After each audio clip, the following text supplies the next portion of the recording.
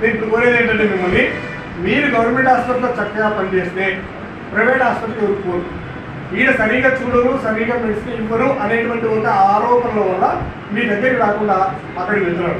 మీరు చేయవలసినటువంటి చిన్న రిక్వెస్ట్ ఏంటంటే మహేష్, మీరు చేయవలసిన పని ఏంటంటే దయచేసి వచ్చిన పేషెంట్ని చక్కగా చూస్తే ఆ డాక్టర్ హాస్పిటల్కి వచ్చే చక్కగా నయమైతుందండి, ప్రైవేట్ హాస్పిటల్ వేస్ట్ దండగా అనవసరంగా డబ్బు వృధా చేసుకుంటున్నాము అనేటువంటి ఒక మంచి పేరు ఎప్పుడు వస్తుంది అంటే మీరు కరెక్ట్గా చూసినట్టు.